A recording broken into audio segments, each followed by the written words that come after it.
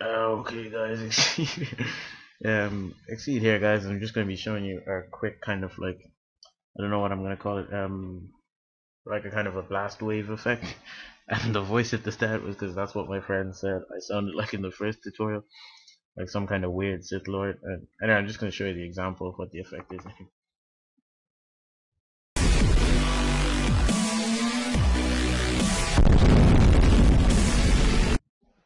Okay, so hopefully you guys saw that. Thanks for watching, like and subscribe. I'm just saying, but the actual effect was just there at the very end. I'll play it again for you guys. Ah, fuck.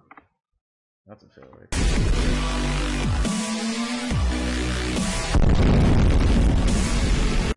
Okay, so there it is again. The like and subscribe.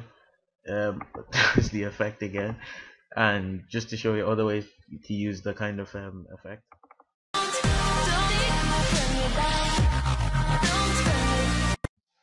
Now both those examples are on OCs I've already done before, and I'll put a link to them here and here. I've always wanted to do that because Ray William Johnson always does that on all his videos. Actually, if I end up not doing that, I'll just end up looking like a prick. But anyway, the last example is from a Jewel Taj, clan Jewel Taj that hasn't yet been released. So hopefully you guys can look forward to that with this like little sneak preview of a preview.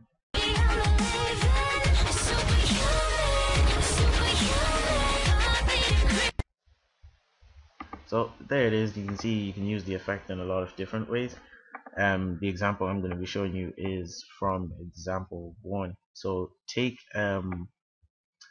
whatever you need, the footage, in this case it's clips and the sound of the intervention, and well, the sound of the intervention is being edited, and there's a lot of tutorials on how to show and how to do that stuff. I'll probably put a link to the description on Enigma's tutorial because that's how I did it here. Getting back to the tutorial anyway, take your footage and drag it into the clip. This makes the composition use the clip settings so you don't miss out on anything. You get the full resolution of your clip. I remember in tutorial 1 I actually dragged in the audio first, which made the composition a lot smaller than the actual clip, so I missed out on a lot of edges on the screen. So if you guys are getting that, if you ever like have missing edges, just make sure your composition settings are correct here. And so now I'm just gonna get to the tutorial really. I'm gonna go to about here and press B to trim it. Probably gonna trim here as well. Yeah, just after he shoots, and then right click again and trim comp to work area, then drag in the sound and press LL so that you can see the waveform, and then you obviously just want to try and match up the waveform with the shot. So that's about where he shoots. I'm gonna bring the waveform in, and that's pretty much the syncing there done. So let me just render that out just to make sure everything's matching up.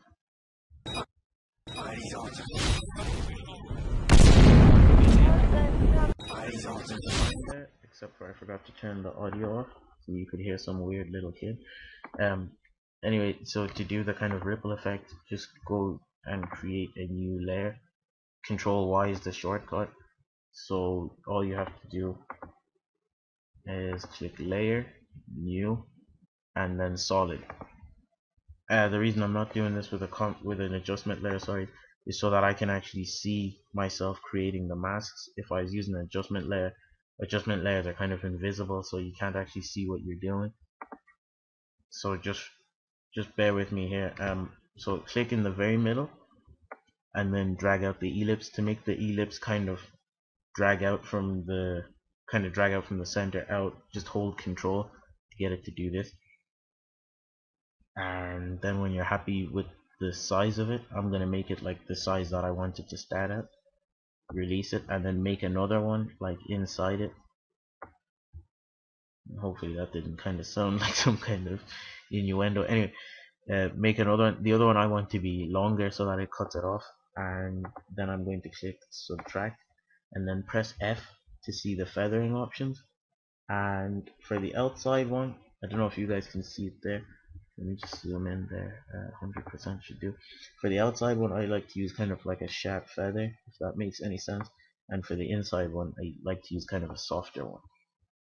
And now that I'm going to keyframe the scale so that I can make this bigger, and I'm actually going to press Alt begin bracket to trim the layer to only stack there. And then if I zoom out now, I can move on to pretty much where I want the kind of ripply warp thingy, whatever the hell I end up calling it, to be out of the screen. I'm actually not, like, I know they say whatever the hell I'm gonna end up calling it. I'm not sure if I'm the first person to do this. I'm probably not. Like, you're never the first person to do anything in the web, but I haven't seen it anywhere else. So I don't want to say I'm the first person to do it, but I haven't seen it, so it's not really an overused effect or anything like that. It can't be really, because it's more of a side effect, but that's a bit slow for my liking, so I'm just going to speed it up. Yeah, okay, now that I'm happy with it, I can now turn it into an adjustment layer. And to turn a solid into an adjustment layer, or to turn anything into adjustment layer, click this little switch here. If you can't see the switch, I think it's F4 to bring up those switches. Yeah, so press F4 if you can't see those switches. Also, I think you need to press F4 to see these yellow things as well, the little slider yolks. So now that you've turned it into an adjustment layer, you can drag the transform effect on top of it, and you can see there's nothing there. So the magic is really just to bring the scale up, which kind of warps the clip, as you can see there. And now when you play it, you get the shockwave effect. And to get the ripply effect, the easy way to do that is you just duplicate. Whoops, I duplicated the effect there. You duplicate the layer and then kind of just like offset it or move it back just a little bit. So I've made 3 there now, and obviously they don't really make any sense there, but and I'm just showing you how to do the ripple effects real nicely. You don't have to like make the layers again and again. So let me just show you a full screen version of the final thing. And to actually full screen your clip inside of After Effects, just click the comp window and hit the tilde key.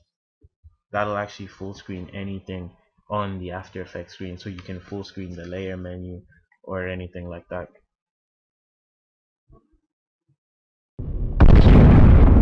Okay, so hope you guys enjoy this effect.